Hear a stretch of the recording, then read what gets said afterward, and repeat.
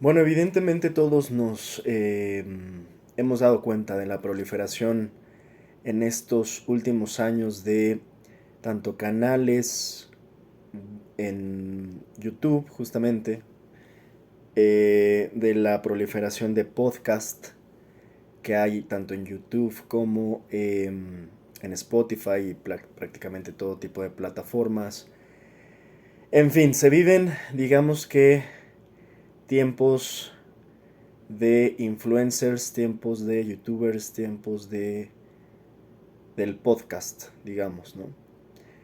En lo personal siempre he comentado que mis intenciones acá, digamos, es un tanto irónico, podría ser hasta cierto punto un tanto contradictorio, que diga que mis intenciones acá no son precisamente volverme ni influencer, ni youtuber, ni podcastero, porque cada que puedo insisto en que ese no es el punto de estar acá, sino justamente abonar o procurar eh, eh, pues generar una especie de conversación inteligente, debate inteligente y finalmente una comunidad inteligente. En el fondo, la intención es de tipo educativo, más que nada.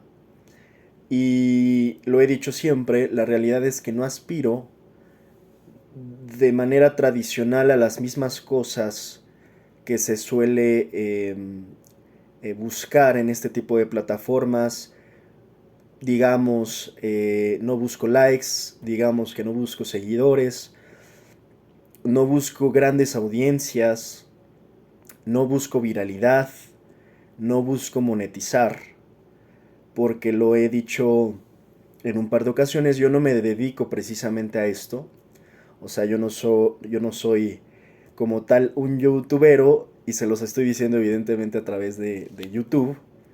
eh, que insisto, podría sonar contradictorio, pero al final, como dice la máxima, a veces el fin justifica los medios. Y justamente aquí aplica que estoy utilizando medios porque de alguna manera las masas están llegando, se quiera o no, se acepte o no, se admita o no, a estas plataformas. Y esto se sabía desde hace mucho, ¿no? Cada quien decidió si participar, si involucrarse o no. Y bueno, hay quienes tal cual viven de esto y es respetable, ¿no? Cada quien pues sabe cómo pues finalmente sustenta económicamente su vida. En muchas ocasiones esto forma parte del sustento de muchas personas. Yo lo que sí diría es que ojalá que lo que se produzca y se genere y se reproduzca y se vuelva viral sea siempre lo que es de calidad. Algo que hay que aceptar es que en estas redes, que al final son medios, son herramientas, te puedes encontrar, sí, contenido de mucha calidad, muy buenos aportes, muy buenos canales, muy buenos proyectos en general, y también en una antítesis, en el otro extremo y en la otra esquina te puedes encontrar, en verdad, lo peor en términos de contenido, lo peor en términos de aporte social, y realmente te puedes encontrar lo peor de lo peor en este tipo, esta especie de viralidad. Porque por supuesto estamos ya claros que la viralidad no va ligada o relacionada directamente a la calidad. Desafortunadamente, una gran parte, si no es que la mayoría de las cosas que se vuelven virales, no solo de las cosas, sino de las personas que se vuelven virales en estos días, desafortunadamente no tiene que ver en absoluto con la calidad. En otras palabras, y en muchas ocasiones, si no es que en la mayoría, lo que más viral se vuelve, desafortunadamente, es lo de peor calidad. Lo más viral suele ser, en verdad y tal cual, contenido basura, que no aporta absolutamente nada y que incluso hay una frase que me agrada, que es que también ya hay que dejar de hacer famosos a los más idiotas, a los contenidos más dañinos, a estos contenidos que a veces se disfrazan de ser divertidos, humorísticos, pero que al final no reproducen más que, no hacen más que reproducir la ignorancia, y la estupidez humana. Entonces, estamos en estos tiempos, ¿no? Entre la viralidad y también la oportunidad de tal vez ampliar como nunca antes el acceso, la difusión de la información importante, la difusión de proyectos importantes y de nuevo, en muchas ocasiones no son los contenidos más esenciales los que terminan siendo virales y eso es algo que sucede finalmente y que probablemente sucedería si estuviésemos en otro medio.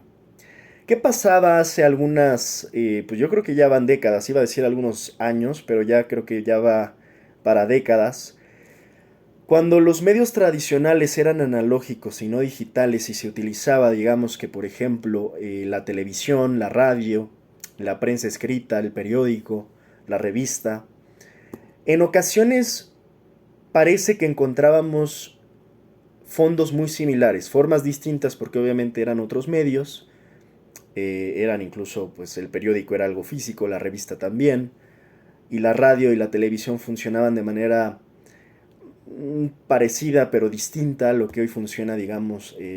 Es que hoy lo que sucedió es que tenemos una especie de televisión portátil, con la gran diferencia es que cada quien de alguna manera decide qué ver. Y también cada quien produce cosas. Antes esta producción de medios, esta producción mediática, pues estaba limitada a ciertas personas muy poderosas, a ciertas televisoras. Y bueno, hoy es un poco más esto que durante mucho tiempo se le llamó la democratización de la información, en el sentido de que se empoderara relativamente a la sociedad, tanto para consumir lo que quiera, como para producir lo que quiera. Y sí, creo que en cierta manera se ha logrado, sin embargo se siguen conservando vicios del pasado, por más avanzados y por más inteligencia artificial y nuevas formas que existan y que nos sintamos, insisto, avanzados tecnológicamente hablando, la realidad es que la sociedad termina reproduciendo vicios que ha reproducido no ahora, sino pues durante toda la historia. Uno de los grandes enemigos, vamos a decir que compartidos de todas las generaciones de la humanidad, históricamente hablando, uno de los grandes enemigos que suele ser el ancla que no nos permite terminar de avanzar por completo a nivel social, es la ignorancia. La ignorancia es uno de los mayores enemigos de las sociedades. No importa si son sociedades modernas o sociedades pasadas, la ignorancia siempre ha sido un factor que nos impide terminar de progresar como sociedad.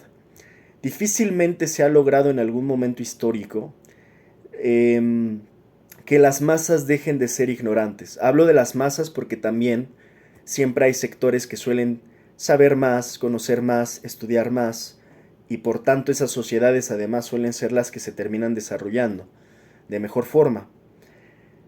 Sin embargo, hoy sorprende que a pesar del acceso que se tiene, a pesar de que hoy ya no es un tema que el conocimiento sea limitado, o sea impedido, o sea prohibido, porque hubo tiempos donde, bueno, simplemente saber ciertas cosas incluso implicaba una inquisición literalmente, implicaba un linchamiento literalmente, porque hay que entender que antes el propio conocimiento no siempre fue así de aceptado, incluso el conocimiento llegó a pasar por fases, por periodos de evolución, al punto al que ya llegamos hoy, en donde, bueno, el conocimiento es apreciado, pero hubo tiempos en donde el conocimiento era censurado, era prohibido.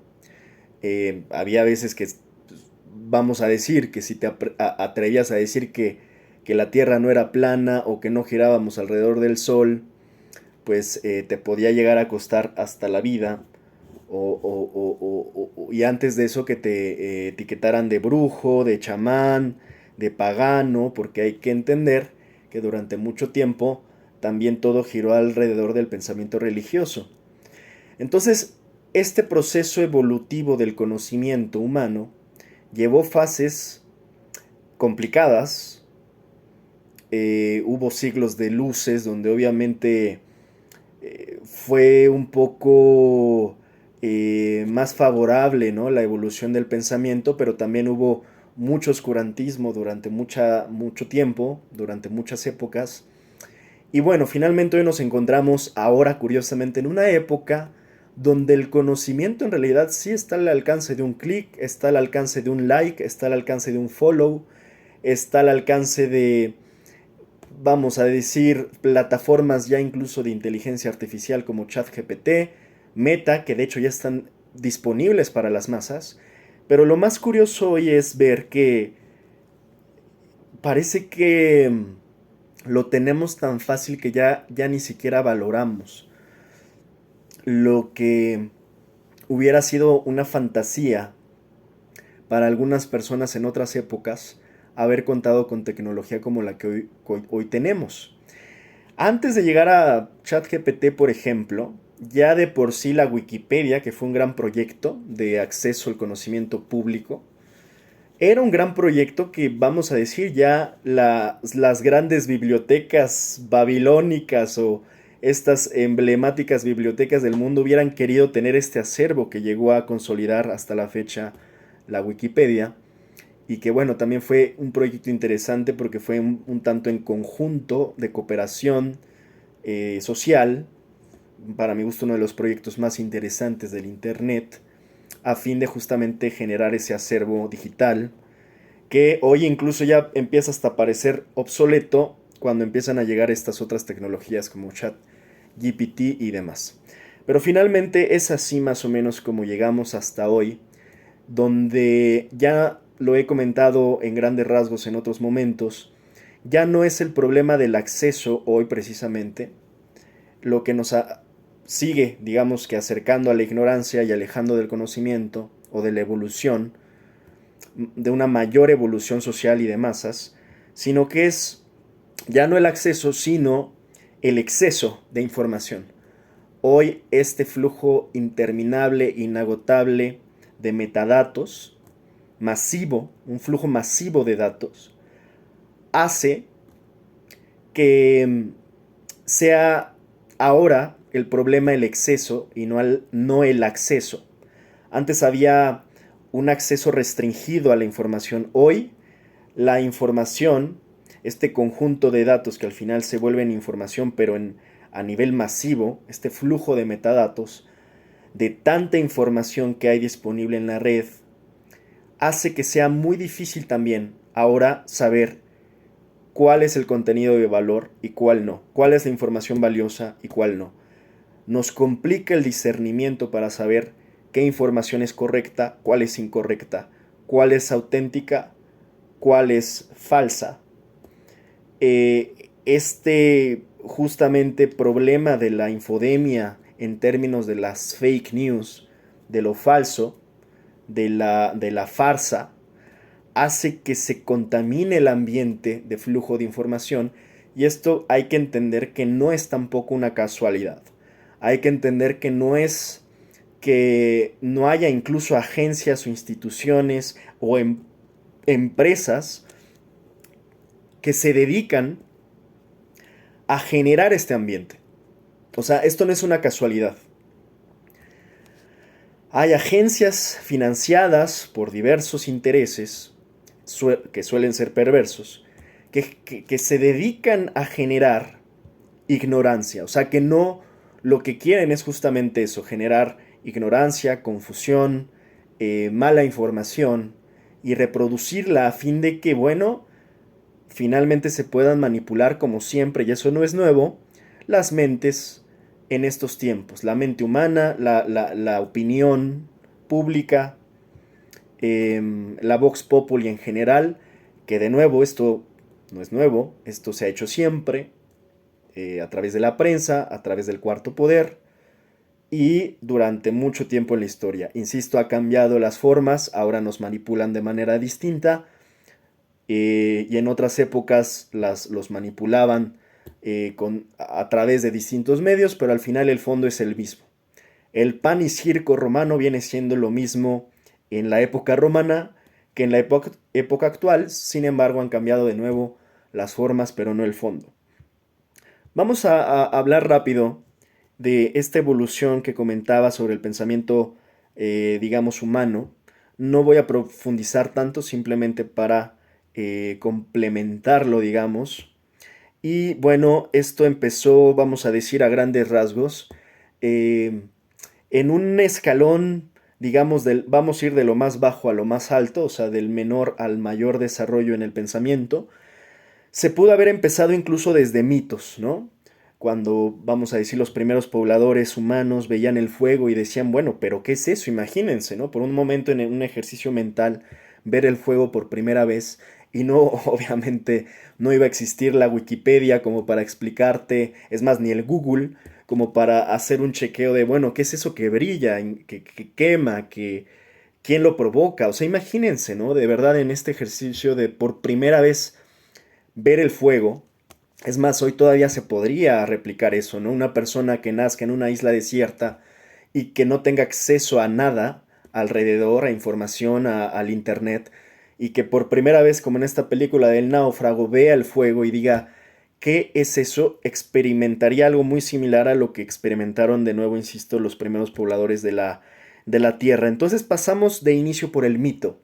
El mito, que es esto de, bueno, no sé qué sea, y se genera una explicación, pues, de la nada, para tratar de justamente darle un sentido a eso que se observa. De ahí, del mito, pasamos a la magia, que viene siendo, pues, casi lo mismo, ¿no? Cuando veían justamente estas estrellas, la luna, el sol, los astros, cometas, cosas en el cielo, pues imagínense, ¿no? O sea, qué maravilla verlo por primera vez, pero también qué interesante no tener ni la más mínima idea de qué cosa eran esas cosas que brillaban. Y hasta uno se imagina un poco esta escena de Timón y Pumba, ¿no? Que dicen, bueno, es que son luciérnagas que se quedaron pegadas en el, en el techo. Es, es, es, es tierno hasta cierto punto la inocencia, en el sentido de, aunque no sepamos a veces qué es, le adjudicamos o le tratamos de dar un sentido. Es por momentos esta necesidad humana de darle sentido también a las cosas, de darle una explicación, aunque no sea la explicación más convincente. Y es así también donde por ahí más o menos podemos llegar a meter desde los primeros pobladores a los dioses, porque los dioses también han formado de alguna manera parte de esta explicación de decir, bueno, ¿y de dónde venimos? ¿O para dónde vamos? ¿Quién me trajo aquí? ¿No?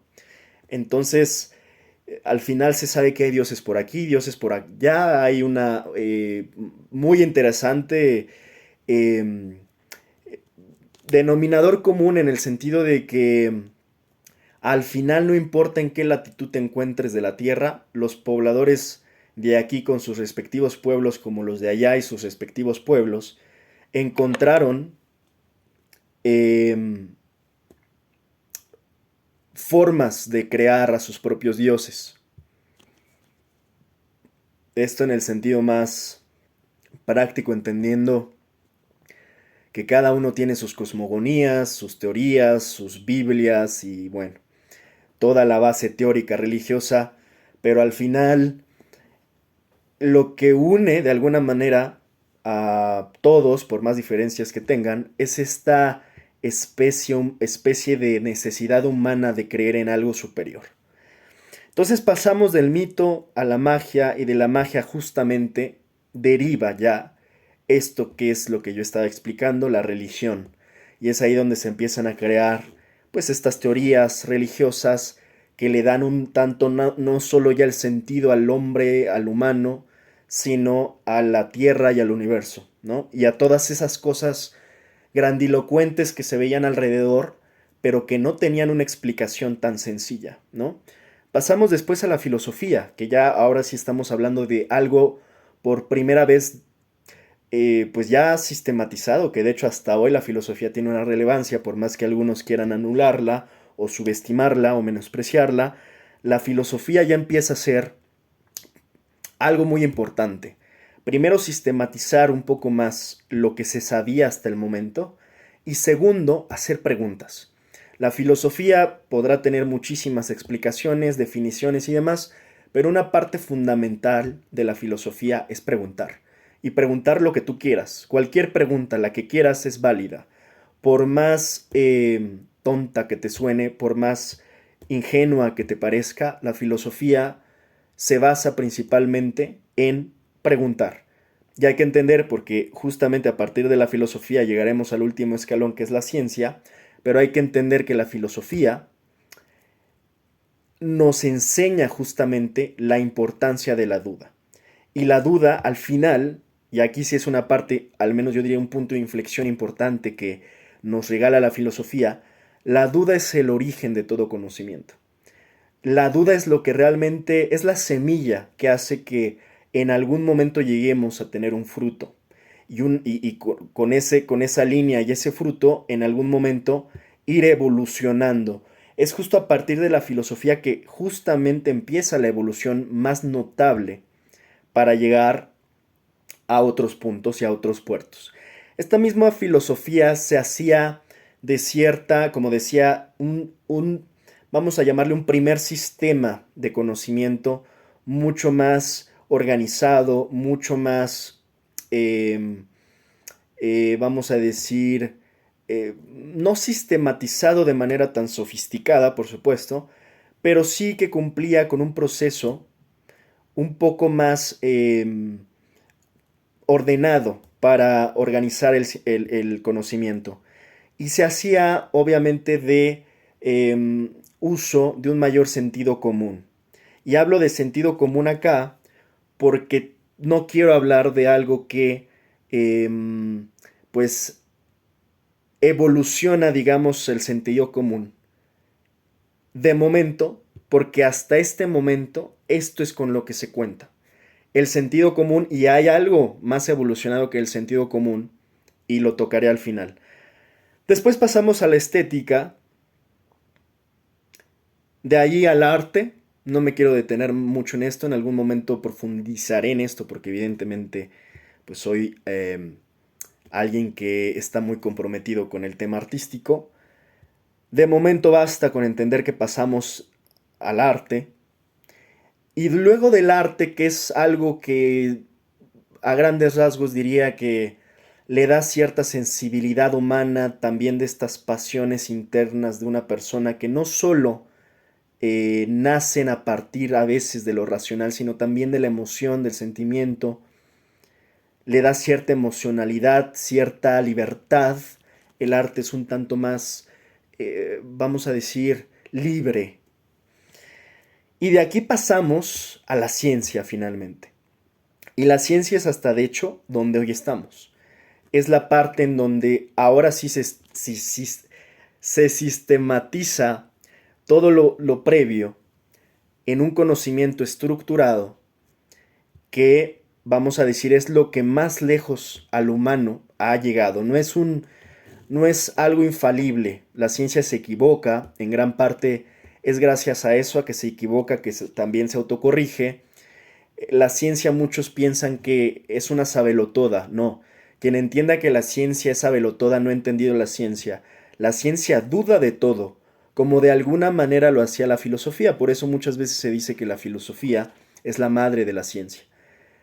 La ciencia duda de todo como la filosofía, pero incorporó aquí un elemento adicional, que es el tema de las evidencias. Entonces, la ciencia duda de todo, pero ahora, a diferencia de la filosofía, te dice, creo en esto, pero también necesito ver la evidencia para poder decirte sí, esto es una hipótesis correcta, esto es una teoría correcta, o incluso esta es una ley científica. No quiero profundizar tanto hoy en el análisis de la ciencia, sin embargo, nada más quería que se entendiera un poco esta escalera de la evolución del conocimiento humano. Y bueno, acá yo decía que en el caso de la filosofía se hacía mucho uso del sentido común, pero que había algo más elevado todavía al sentido común, y ahora sí, como ya llegamos a la ciencia, que es el último escalón, diría que lo que ya se crea en este ambiente y de lo que, vamos a decir, de lo que ocupa más que del sentido común, la ciencia ya a esta altura lo que ocupa es el pensamiento crítico. que el pensamiento crítico, digamos, que es un nivel arriba del sentido común.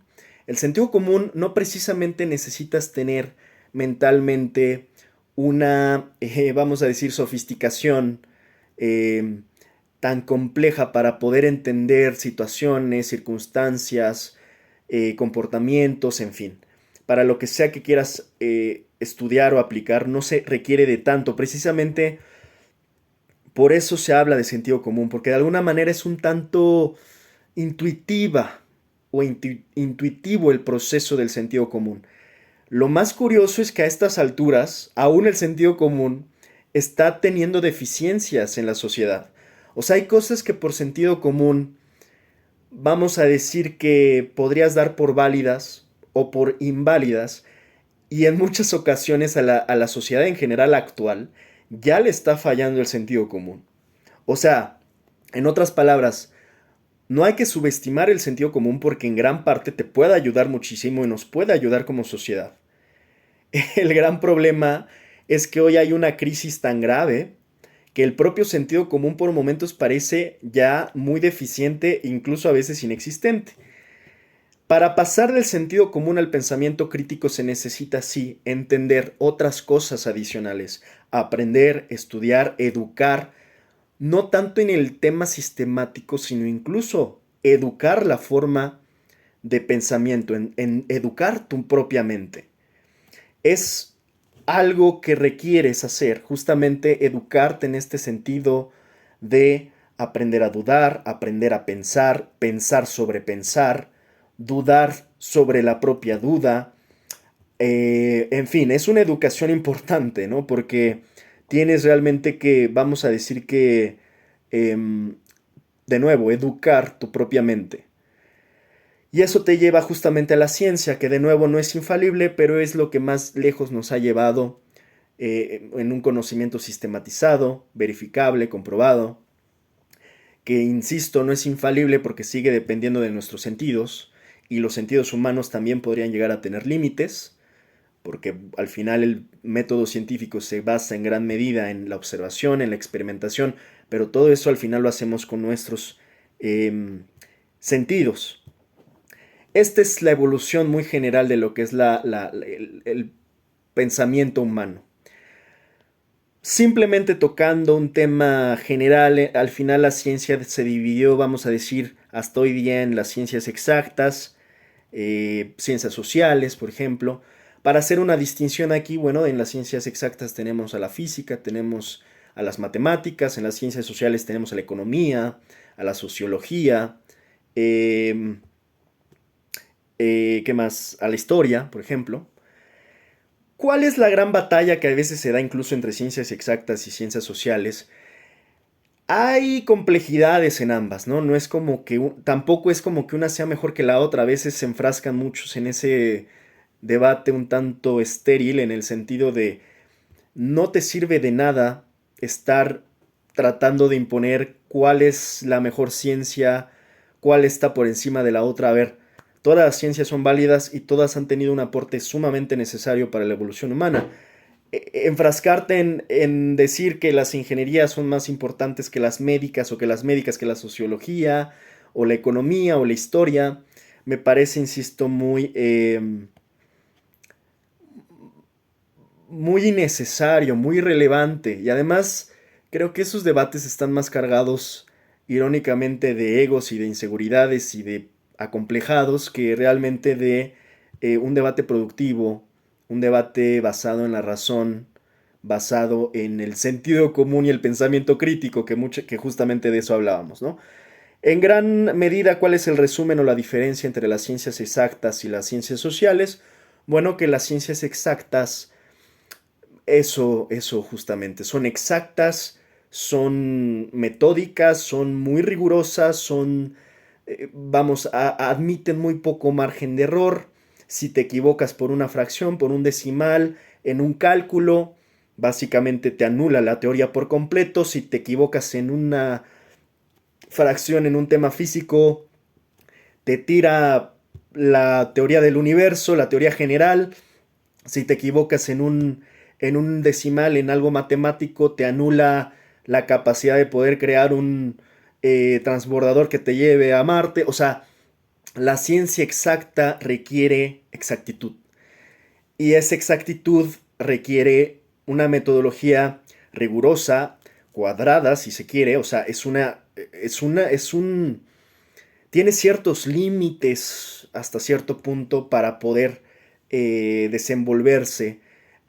Suele ser de experimentación, en otras palabras, son experimentos que pueden estar calculados y se puedan reproducir una y otra vez. Y esto va a tener generalmente, si se sigue un mismo proceso o procedimiento, se va a obtener generalmente el mismo resultado porque es replicable. eh, si al final, digamos, insisto, reproduces los mismos procesos, obtendrás los mismos resultados porque son exactos, son cálculos exactos, son métodos exactos, en fin. ¿Qué pasa con las ciencias sociales? Bueno, que generalmente están basadas en eso, social, y lo social al final está conformado ¿por qué? Pues por individuos, que al final que somos los individuos humanos. Entonces, el gran tema de las ciencias sociales es que están enfocadas en el estudio más o menos del comportamiento humano, de la interacción humana, de la interacción social, de la interacción de las sociedades.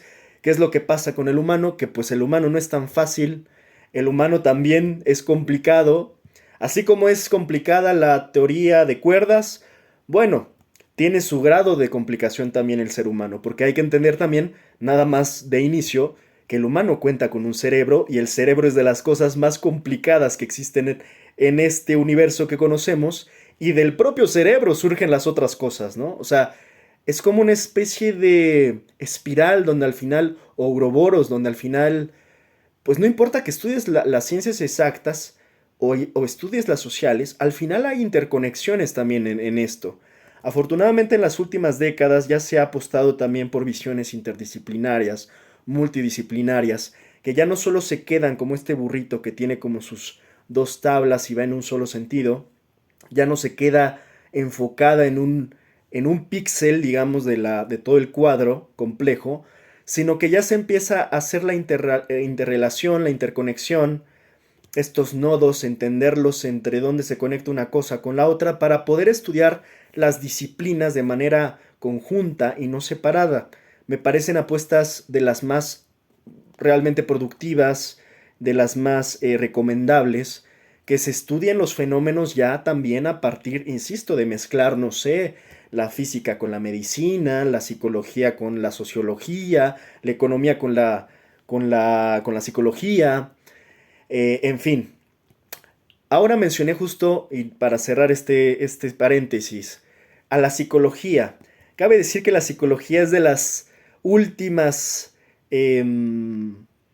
o de las, vamos a decir, de las candidatas, de las aspirantes que siempre ha intentado demostrar que es ciencia. Es curioso el caso de la psicología, porque ha surgido este fenómeno curioso en que como que todos, yo le llamo el fenómeno wannabe ciencia. Esto es como de que siempre en este pensamiento evolucionado en el que estamos hasta hoy, se ha intentado de que tratar de demostrar que todo es ciencia para que tenga validez. Por momentos es como una obsesión científica, ¿no? De que todos quieren ser ciencia. La psicología durante mucho tiempo, incluso desde sus orígenes, porque fueron de orígenes además para esos tiempos muy peculiares, donde incluso se pudo haber pensado que la psicología era muy más bien parecida a la brujería, a la cuestión esotérica, a la cuestión de exorcismos o exorcistas. Freud en esas épocas, como muchos otros, pasaron por ese tipo de etiquetas, por un tipo de, bueno, es que lo que él hace es brujo, es un encantador, es un mentalista, un psíquico, brujo, incluso pues presentando muchas resistencias también de estos estudios por parte de las religiones, en el sentido de, bueno, lo que tú estás haciendo es diabólico, ¿no? Entonces, porque esto ha sido una constante durante mucho tiempo, hasta las épocas todavía de Freud, es más, hasta nuestras propias épocas. Pero entonces la psicología se originó de, en estos contextos y evolucionó con muchas dificultades y hasta la fecha todavía le cuesta probarse a sí misma como ciencia. Hoy la psicología ya tiene modelos basados justamente en evidencia como para tratar de decir, bueno, parte de la psicología puede ser ciencia, otra parte tal vez no del todo. Por ejemplo, hay casos como el tema conductista y demás, donde incluso se pueden aplicar experimentos, ¿no? Entonces, la psicología siempre ha intentado ser ciencia. A veces lo logra, a veces se queda a la mitad, hay un debate importante, incluso académico, en ese sentido, la psicología es ciencia o no lo es. Yo lo que quiero acá decir es que hay que entender también que no todo tiene que ser ciencia para ser válido en el conocimiento humano, en la experiencia humana además. No todo tiene que ser ciencia. Creo que nos tenemos que quitar un poco de esta obsesión científica. Cabe decir que yo soy un hombre de ciencia, me considero un hombre de ciencia, un hombre que cree en la ciencia, cree en el progreso a través de la ciencia, pero no me obsesiono con ella a pesar de ser un hombre de ciencia, porque también, por ejemplo, me gusta el arte, pero además del arte, creo en la espiritualidad, por ejemplo, que es un ámbito que la ciencia todavía es muy escéptica para estudiarla, para entender que, por ejemplo, hay fenómenos no físicos que podrían también darnos muchas luces. Y con esto y sin tratar de extenderme más en esto, pues no lo voy a decir yo, lo mejor que lo diga el propio Nikola Tesla, que bueno, sabemos quién es esta gran figura científica, probablemente una de las máximas mentes que ha dado la humanidad. Él mismo decía, el día que la ciencia comience a estudiar los fenómenos no físicos, progresará más en una década que en todos los siglos anteriores de su existencia. Esto lo dijo Tesla y no puedo estar más de acuerdo. Creo que por momentos de nuevo estamos tan obsesionados con que todo sea llevado a través del método científico que si no cubre estos procesos, estos pasos rigurosos, exactos, metódicos y demás, entonces damos por inválido ese conocimiento y creo que es un error. Quiero comentar, por ejemplo, a grandes rasgos el caso de Jacobo Grinberg, que durante mucho tiempo fue, de nuevo, algo como lo que les pasa a muchos de los que están adelantados a sus tiempos y conocen o descubren cosas que están adelantadas a sus tiempos, son tratados como locos, como inadaptados, como diabólicos. Y en este caso de Jacobo, le pasó algo similar. Él se puso a estudiar temas incluso de la conciencia, está muy documentado porque él era un académico de la UNAM, generó mucha literatura al respecto de sus investigaciones, pero es ahí donde digo, qué mal que simplemente a veces por prejuicio científico, por prejuicio de solo concebir como válido la ciencia, desestimes otras aportaciones que al menos lo mínimo que podías hacer es escuchar y que realmente nada te afecta escuchar. Ahora, sí hago una distinción acá importante porque también creo que es válida y hay un punto intermedio ahí muy delgado. Hay una frontera muy delgada entre legítima y auténticamente intentar, como aquí comenta Tesla, tratar de tener una apertura, digamos, tener una disposición, estar dispuestos a escuchar una auténtica y legítima intento, ¿no? De dar y compartir nuevos tipos de conocimientos, aunque no sean precisamente llevados con el rigor científico, es adecuado eso.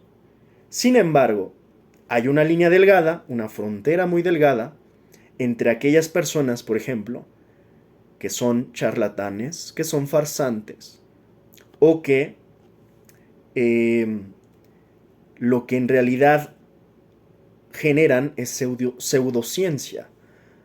Un engaño, una pantomima, una farsa, una apariencia de ciencia que no es ciencia, que generalmente lo que busca es lucrar, engañar, mentir. Ahí es donde está esta diferencia que yo sí diría hay que tener cuidado, porque justamente esta sociedad hoy, y de hecho inicié hablando de los podcasts, está acostumbrada, como todavía no llegamos a tener una sociedad de masas educada, esto genera que la sociedad sea muy fácilmente engañable. Y hoy estamos ante tiempos probablemente los más complejos porque la sociedad nunca desarrolló, la sociedad en masas nunca desarrolló, debido a las carencias educativas, un pensamiento crítico. No son masas críticas, precisamente las que tiene la sociedad. Son masas generalmente manipulables, generalmente ignorantes, generalmente desinformadas, generalmente que no tuvieron una formación que les llevara a tener un pensamiento crítico. Por tanto, sí, y desafortunadamente sí les llamo yo generalmente así, porque así se les ha llamado en gran parte siempre, tenemos sociedades de rebaño, ¿no? Que desafortunadamente se pueden creer todo, se pueden creer las mentiras, las manipulaciones, las tergiversaciones de la información. Y por eso es que justamente hoy el modelo de las fake news es tan exitoso, porque las personas no dudan de lo que consumen, no cuestionan lo que creen. Eso es algo muy complicado, llegar a ese nivel de pensamiento crítico, donde las personas puedan ser capaces de dudar de sus propias creencias, de sus propios conocimientos, de sus propias programaciones, porque eso además implica un cierto grado de conflicto para las personas. Por poner un ejemplo breve, es muy complicado, por ejemplo, que un cristiano, un creyente cristiano, dude de su cristiandad. Es muy complicado que un judío dude de su judaísmo. ¿Por qué? Porque es enfrentarlos cara a cara con sus propias creencias y eso crea generalmente una disonancia cognitiva, así se le llama. Y no solo en temas religiosos, también en temas políticos. Es muy complicado que tú, alguien que es simpatizante, vamos a decir, de derecha o de izquierda, dude de su propia creencia política, porque de nuevo es enfrentarlo a que tenga autocrítica y enfrentarlo a un espejo que muy difícilmente, a menos que tenga una evolución hacia el pensamiento crítico, la cual es difícil de lograr, vaya a tolerar ponerse en duda a sí mismo. Por eso se llama pensar sobre pensar. Por eso decía que la duda es fundamental, porque hay al final un pensamiento crítico en gran medida duda de todo. Y esto hace que de alguna manera puedas progresar y decir, bueno, tal vez es esto, tal vez es aquello. Y la ciencia, de nuevo, es la que más nos ha acercado a tener un tanto, un parámetro de decir, bueno, esto ya lo podemos creer un poco más, ¿no? Porque nos los ha demostrado. Finalmente, y para cerrar pues vamos a decir, introducción a la ciencia, voy a comentar un par de frases que creo que van ligadas también a este tema. Por momentos sucede que además de la comunicación, perdón, además de la ciencia, ocurre el tema de la comunicación. ¿Qué sucede con la comunicación? Esto que tantas veces se habla de que es que hay que comunicarnos. Es más, con el tema de parejas es que la comunicación es fundamental en una pareja. Bueno, sí, sí y no. Hay que ir un paso, creo que más adelante de la comunicación. Esta frase creo que lo sintetiza muy bien. Dice, solía pensar que la comunicación era la clave hasta que me di cuenta de que la comprensión lo es. Puedes comunicar todo lo que quieras a alguien, pero si no te entienden, si no te comprenden, no vas a llegarles de la manera en que necesitan. No te van a entender, no te van a comprender de la manera que tú necesitas. Entonces, en resumidas cuentas, no es solo un tema de comunicación, es un tema de comprensión. Y son dos cosas distintas. En este momento yo me estoy comunicando con ustedes, pero aquí hay otro tema. ¿Me están comprendiendo? ¿Me estoy haciendo comprensible hacia ustedes? ¿Lo que estoy diciendo es comprensible? ¿Y será que ustedes me están entendiendo? Y aquí es donde encontramos justamente muchos errores. 9 posibilidades, de hecho.